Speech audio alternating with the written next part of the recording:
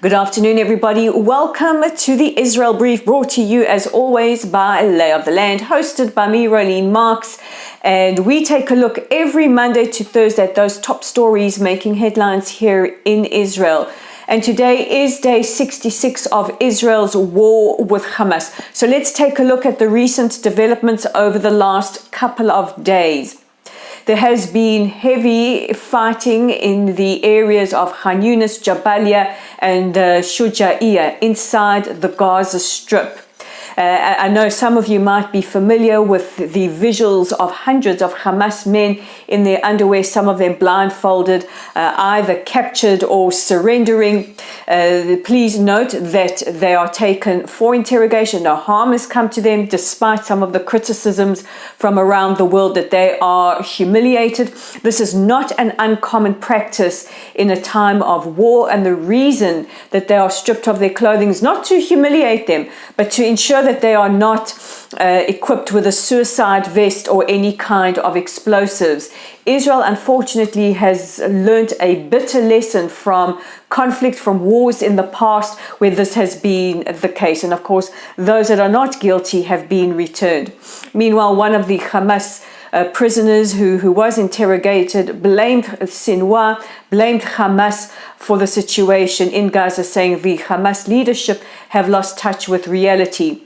Now, last week we had reports that the IDF had formed a circle around the house of Yahya Sinwar, believed to be the most hunted person in Israel. There are some reports he may have escaped with a humanitarian aid convoy, but as we always do, we will get our man. There have also been quite a bit of footage and quite a bit of evidence of Hamas actually taking the aid destined for their civilians in Gaza. Meanwhile, over the weekend, the people of Kibbutz Be'eri confirmed that Sacha Baruch, who was taken hostage on October the 7th, has been murdered in captivity. Hamas shared a video of him on their Telegram site, which showed Baruch very, very badly beaten and obviously tortured. Now, Hamas say this is to be blamed at Israel, that Israel tried to initiate a rescue operation which went horribly wrong and they killed Baruch. However, that's not the case. It is believed that he was murdered by Hamas while in custody. May his memory be a blessing. Hamas have also threatened to murder the remaining hostages if their demands are not met.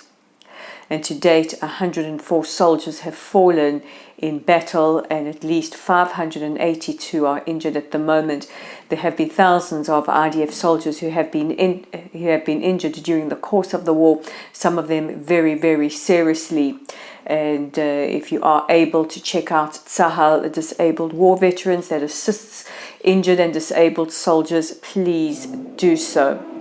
We have also had some reports to witnesses that are working with gender-based violence that it has been confirmed that some of the female hostages were sexually assaulted while they were in captivity. We now go to the United Nations, and on Friday, the UN Security Council met to vote in favor of a humanitarian ceasefire. Now, this was as a result of the UN Secretary General Antonio Guterres invoking Clause 99 of the UN Charter. This allows the Secretary General to bring an emergency vote should he deem a world event a threat to world peace. What I found interesting is he doesn't seem to have invoked Charter or Clause 99 when Russia invaded Ukraine and when the civil war erupted in Syria, which is still ongoing. Assad is still bombing innocent Syrian civilians. However, he managed to invoke it for Israel. Nowhere in this resolution does it mention the atrocities, the massacre of the 7th of October, or the raping and gender-based violence that was forced upon Israeli women and girls. Well, the Council voted, the United Kingdom abstained from the vote, and the US vetoed the vote. In fact, US Secretary of State Antony Blinken has said over the weekend that the USA will not decide how Israel should prosecute this war. It is absolutely Israel's decision, and the United States will support whatever Israel does.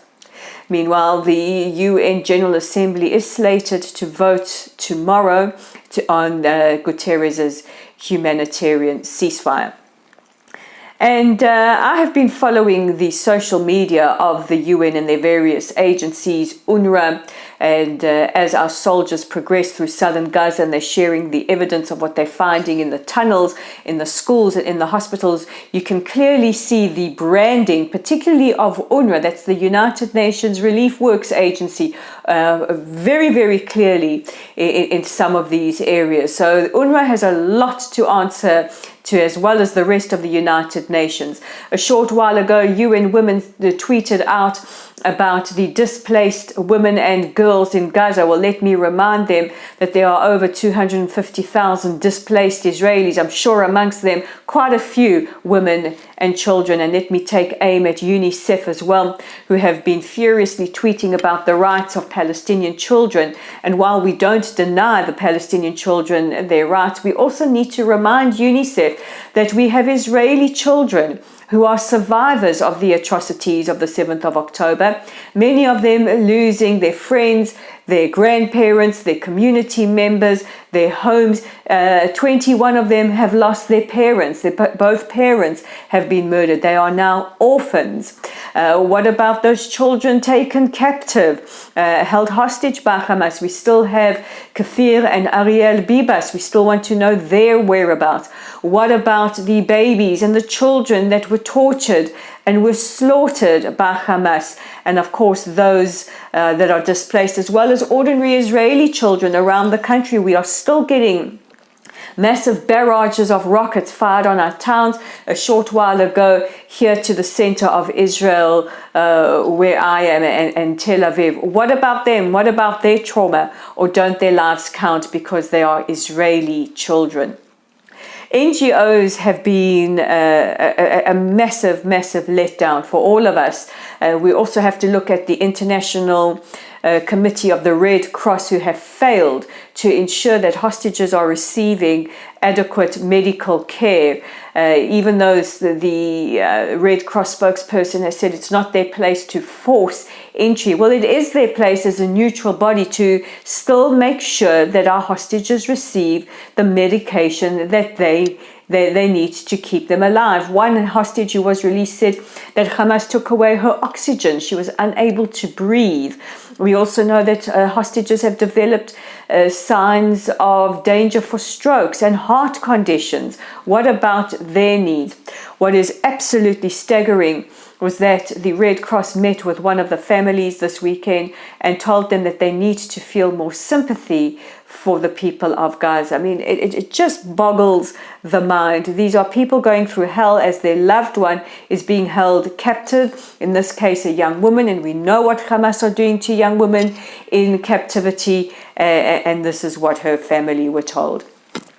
And finally, Prime Minister Netanyahu spoke yesterday with Russian President Vladimir Putin. He expressed his extreme dissatisfaction over Russia's stance in institutions like the United Nations and their support at times of Hamas.